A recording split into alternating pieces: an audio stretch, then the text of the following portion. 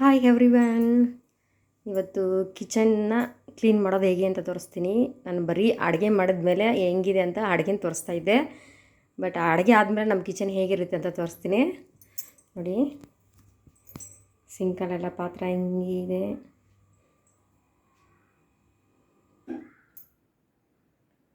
ಇಷ್ಟೊಂದು ಗಲೀಜಾಗಿದೆ. ಇದನ್ನು ನಾವು ಹೇಗೆ ಕ್ಲೀನ್ ಮಾಡೋಣ ಅಂತ ನೋಡೋಣ. ಪಾತ್ರೆನೆಲ್ಲ ನೀಟಾಗಿ ತೊಳೆಯೋಣ ಹೇಗೆ ಅಂತ ತೋರಿಸ್ತೀನಿ. ಪಾತ್ರೆ ಉಜ್ಜೋಣ ನೋಡಿ. ಸಿಂಕಿಂದ ನಾವು ಫಸ್ಟು ಥರ ನೀಟಾಗಿ ನೀರು ಹಾಕ್ಕೊಂಡು ಒಂದೊಂದಾಗಿ ತೊಳಿತಾ ಇದ್ದೀನಿ. ಸೋಪ್ ಹಾಕ್ಕೊಂಡು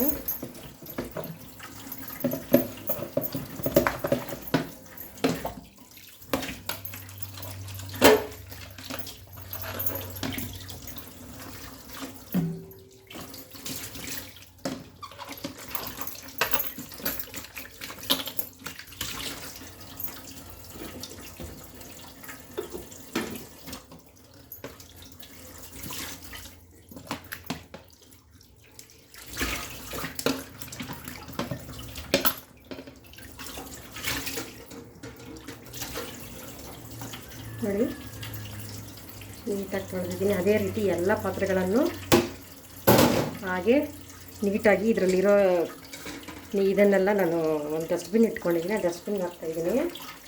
ಒಂದೊಂದಾಗಿ ಅದೇ ರೀತಿ ಎಲ್ಲನೂ ಸೋಪಾಗಿ ನೀಟಾಗಿ ನೀರಲ್ಲಿ ತೊಳಿತಾ ಇದ್ದೀನಿ.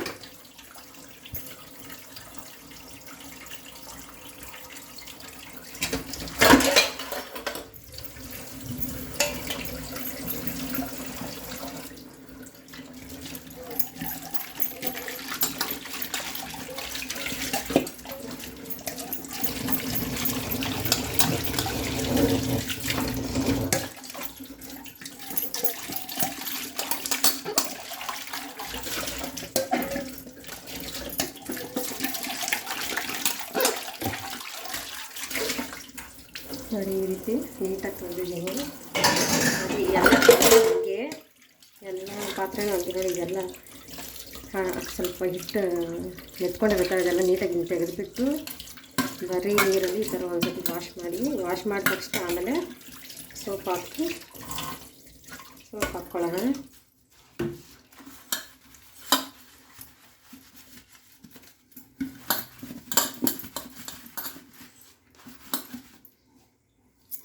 ನೀರು ಬಿಟ್ಕೊಂಡು ಸೋಪಲ್ಲಿ ಸತಿ ತೊಳೆಯೋಣ.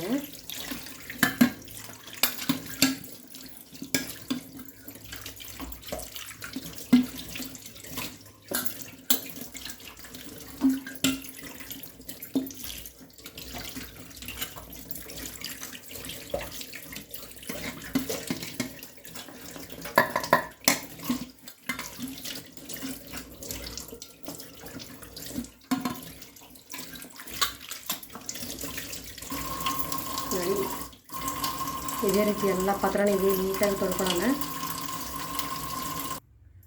ನೋಡಿ ಇದು ಮುದ್ದೆ ಪಾತ್ರೆ. ನಾನು ಮುದ್ದೆ ನೈಟ್ ಮಾಡಿದ್ದೆ. ಅದನ್ನು ಈಗ ಅದಕ್ಕೆ ತುಂಬ ನೀರು ಹಾಕಿಟ್ಟಿದ್ದೆ. ಎಲ್ಲದರಲ್ಲೂ ಒಳಗಡೆ ಇರೋದೆಲ್ಲ ನೆಂದೋಗಿದೆ. ನೋಡಿ ಈ ನೀರೆಲ್ಲ ತೆಗೆದ್ಬಿಟ್ಟು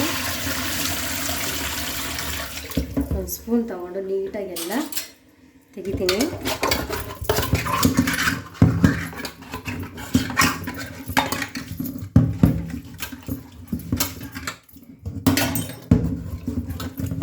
ನೋಡಿ ಈ ರೀತಿ ತೆಗೆದುಬಿಟ್ಟು ನಾನು ಇಲ್ಲೊಂದು ಡಸ್ಟ್ಬಿನ್ ಇಟ್ಕೊಂಡಿದ್ದೀನಿ ಮೆಟ್ಟದು. ಅದಕ್ಕೆ ಹಾಕ್ಕೊತೀನಿ.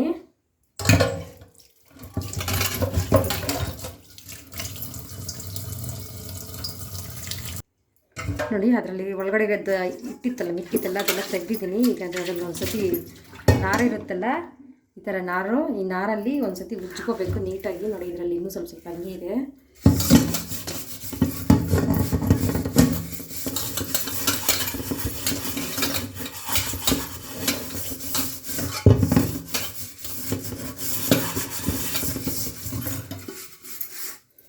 ಈಗ ನೀರಲ್ಲಿ ಚೆನ್ನಾಗಿ ತೊಳ್ಕೊಳ್ಳೋಣ.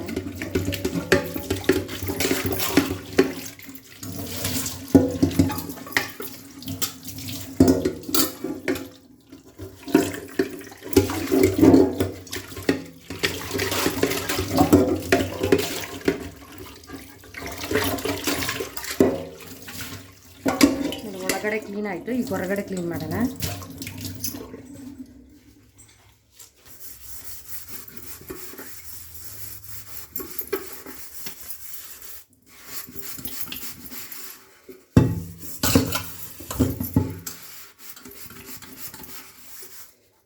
ಈಗ ಮೇಲೆ ಭಾಗ ನೀಟಾಗಿದೆ ಬಿಟ್ಕೊಂಡು ಸಿಂಕ್ ಸ್ವಲ್ಪ ಚಿಕ್ಕದು ಪಾತ್ರೆ ಮಾಡ್ತಾ ಇದ್ದೀನಿ.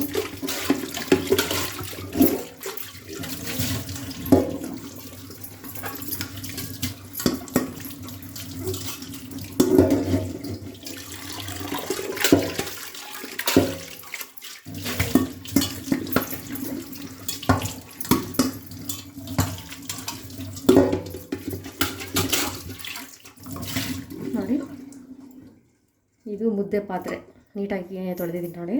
ಈ ರೀತಿ ತೊಳ್ಕೊಬೇಕು. ಈಗ ಪಾತ್ರೆ ತೊಳೆಯೋದು ತೋರಿಸ್ತೀನಿ ನೋಡಿ. ಇವೆಲ್ಲ ತಟ್ಟೆಗಳಲ್ಲಿ ಸ್ವಲ್ಪ ರೈಸು ಎಲ್ಲ ಉಳಿದಿತ್ತು. ಅದೆಲ್ಲ ನಾನು ಡಸ್ಟ್ಬಿನ್ಗೆ ಹಾಕಿದ್ದೀನಿ. ಡಸ್ಟ್ಬಿನ್ಗೆ ಹಾಕಿಟ್ಟು ಬರೀ ನೀರಲ್ಲಿ ಒಂದು ಸತಿ ಹಿಂಗೆ ತೊಳ್ಕೊಬೇಡಿ, ನೀಟಾಗಿ ತೊಳ್ಕೊಬೇಕು.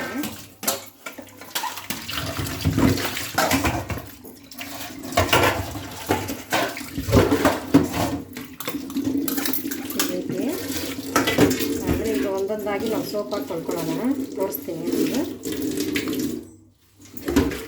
ನೋಡಿ, ನಾನು ಸೋಪು ಎಕ್ಸೋಬಾರ್ ಯೂಸ್ ಮಾಡ್ತೀನಿ, ಚೆನ್ನಾಗಿರುತ್ತೆ ಅಂತ, ನೀಟಾಗಿರುತ್ತೆ ಪ್ಲೇಟ್ಸು ತೊಳೆದಾದ್ಮೇಲೆ.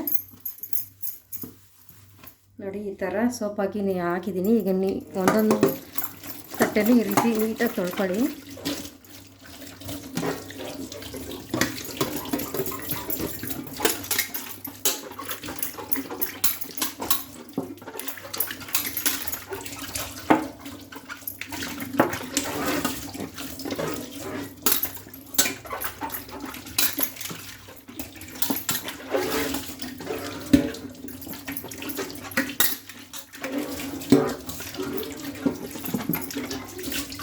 ನೋಡಿ, ನೀಟಾಗಿದೆ. ನೋಡಿ, ಇದೇ ರೀತಿ ಎಲ್ಲ ತಟ್ಟೆಗಳನ್ನ ಹಂಗೆ ತೊಳೆಯೋಣ.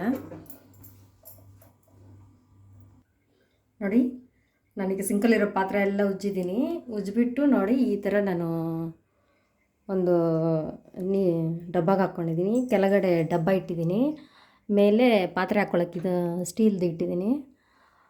ಇದರಲ್ಲಿ ಏನಕ್ಕಪ್ಪ ಡಬ್ಬ ಇಟ್ಟಿದ್ದೀನಿ ಅಂತಂದರೆ, ಆ ಡಬ್ಬದಲ್ಲಿ ಎಲ್ಲ ನೀರಿರುತ್ತಲ್ಲ, ಅದೆಲ್ಲ ನೀರೆಲ್ಲ ಅದರ ಒಳಗಡೆ ಬೀಳಲಿ ಅಂತ.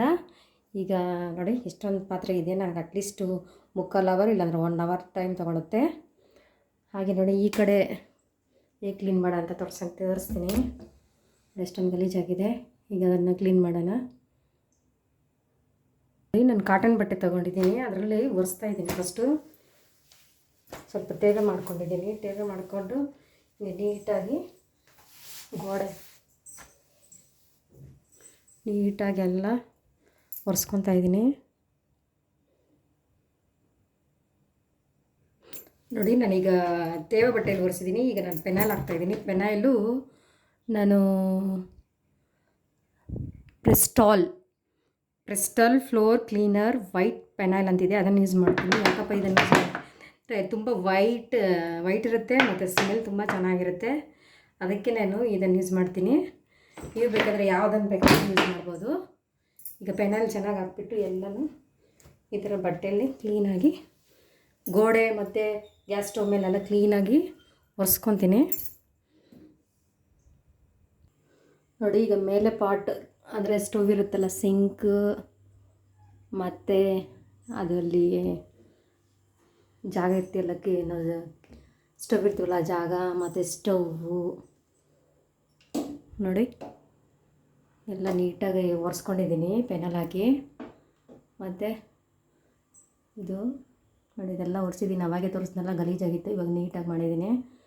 ಇದೆಲ್ಲ ಮೇಲೆ ಪಾಟು, ಇದೆಲ್ಲ ನೀಟಾಗಿ ನಾನು ಕ್ಲೀನ್ ಮಾಡಿದ್ದೀನಿ. ಈಗ ಕೆಳಗಡೆ ಜಾಗ ತೋರಿಸ್ತೀನಿ. ಅದು ಫಸ್ಟು ನಾವು ಅದೆಲ್ಲ ನೀಟಾಗಿ ಕಸ ಕೆಳಗಡೆ ಬಿದ್ದಿರುತ್ತಲ್ಲ, ಅದೆಲ್ಲ ನೀಟಾಗಿ ಪರ್ಕೆಯಲ್ಲಿ ಕಸ ಗುಡಿಸ್ಬಿಡ್ಬೇಕು. ಕಸ ಗುಡಿಸ್ಬಿಟ್ಟು ಆಮೇಲೆ ಪೆನಾಯಿಲ್ ಹಾಕಿ ಒರೆಸ್ತೀನಿ. ಈಗ ನಾನು ಆಲ್ರೆಡಿ ಕಸ ಗುಡಿಸಿದ್ದೀನಿ. ಈಗ ಪೆನಾಯಿಲ್ ಹಾಕಿ ಹೊಸದು ತೋರಿಸ್ತೀನಿ.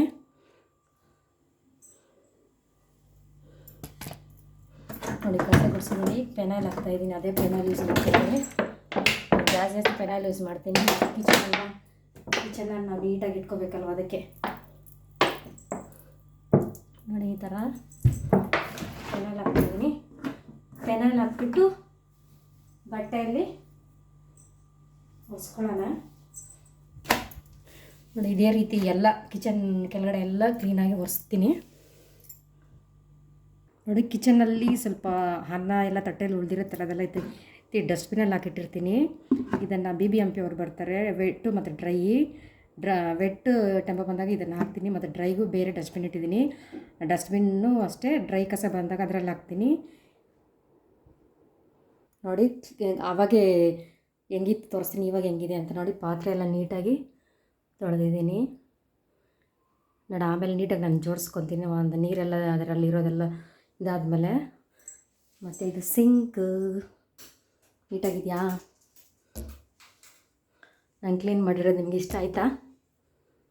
ಇದು ಸ್ಟವ್, ಇದು ಮೇಲಿನ ಭಾಗ.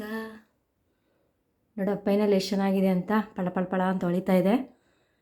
ಆ ಪೈನಲ್ ಅಂದರೆ ನಂಗೆ ತುಂಬ ಇಷ್ಟ, ಅದಕ್ಕೆ ಅದನ್ನೇ ಯೂಸ್ ಮಾಡ್ತೀವಿ ನಾವು ಜಾಸ್ತಿ. ಇದು ಕೆಳಗಡೆ ಅಷ್ಟೇ ನೀಟಾಗಿದೆ.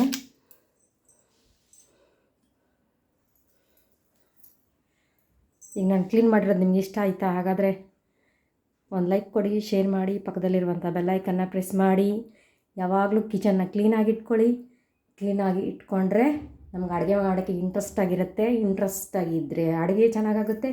ಅಡುಗೆ ಚೆನ್ನಾಗಾದರೆ ಮನೆಯಲ್ಲಿರೋರೆಲ್ಲ ಚೆನ್ನಾಗಿ ಊಟ ಮಾಡ್ತಾರೆ. ಊಟ ಮಾಡಿದ್ರೆ ಎಲ್ಲರೂ ಆರೋಗ್ಯವಾಗಿರ್ತಾರೆ. ಆರೋಗ್ಯವೇ ಭಾಗ್ಯ. Health is wealth. Thank you.